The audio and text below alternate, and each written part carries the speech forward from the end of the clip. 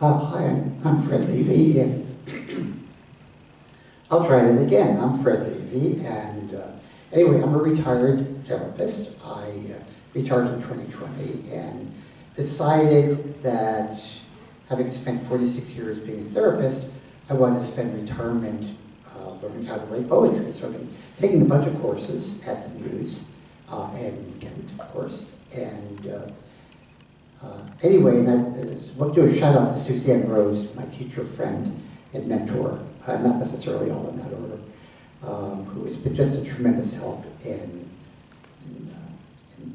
learning the art of doing this. So anyway, I'm going to read two poems.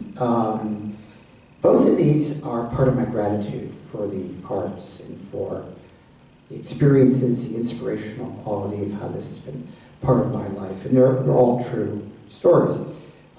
This one is called City Lights, Silent Angel, a photo, based on a photograph I took of a young woman who I decided was actually an archetype. She was sitting in a corner of the City Lights bookstore in San Francisco, and she had a long black dress, and she seemed oblivious to anything other than the incredible book that she was reading in that corner. And I decided that she was an archetype, and that she's actually the same person who was there in the 1950s, and it's just been this spirit who just keeps coming to the store, but it's the same person.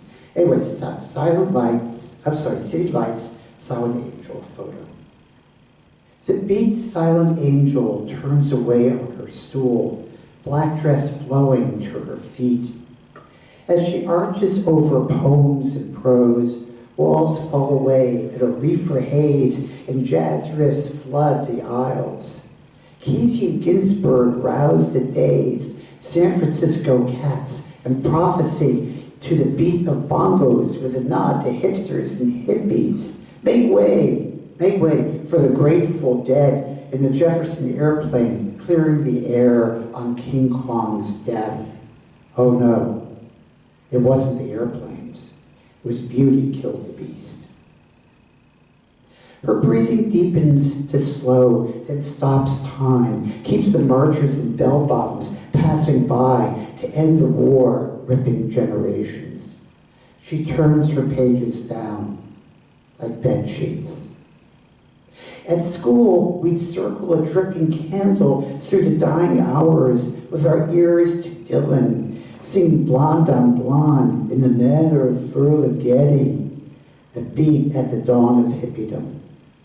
We'd call out lyrics as obscure as our lives, seeking meaning from a drifting compass.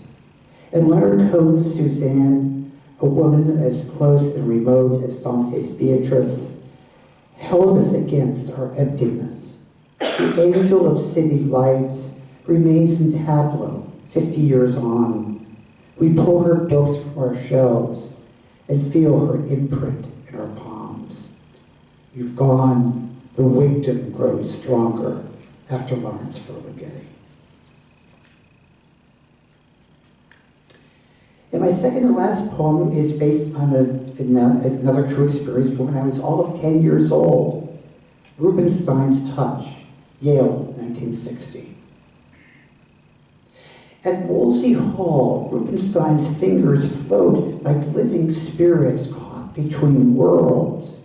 I'm 10, measured in microns, drawn to Elvis and Beethoven, but now soaring notes lift me. The concert hall becomes a cathedral and stars flood the floor.